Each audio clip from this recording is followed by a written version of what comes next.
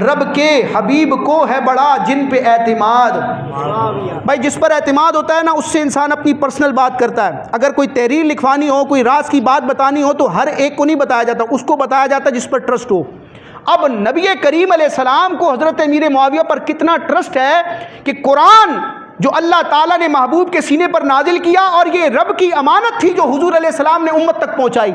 تو رب کی امانت, خالق کی امانت مخلوق تک پہنچانے کے لیے جن صحابہ پر حضور نے خاص اعتماد اور ٹرسٹ کیا, جو کاتبین وحی تھے, ان میں حضرت امیر معاویہ کا شمار ہوتا ہے.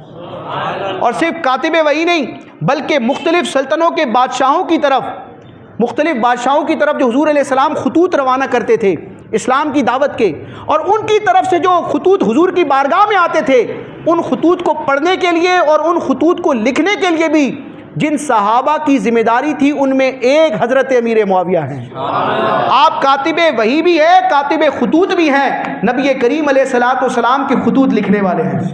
اور بادشاہوں سے کیسے کلام کرنا ہے, ان کو جواب کیسے دینا ہے, ان کی بات کیسے سننی ہے, گویا کہ نبی کریم علیہ السلام اپنے صحابی امیر معاویہ کی تربیت فرما رہے تھے. نگاہ نبوت میں یہ چیز تھی گویا کہ میرا امیر معاویہ ساری زمین پر حکومت کرے گا, یہ امیر المومنین بنے گا, یہ اسلام کا پہلا سلطان بنے گا, یہ زمین کے چپے چپے پر اسلام کے جھنڈے گاڑے گا. لہذا حضور علیہ الصلوۃ والسلام نے حضرت امیر معاویہ کی سیاسی تربیت فرمائی کہ بھائی بادشاہوں سے بات کیسے کرنی ہے, ان کو جواب کیسے دینا ہے.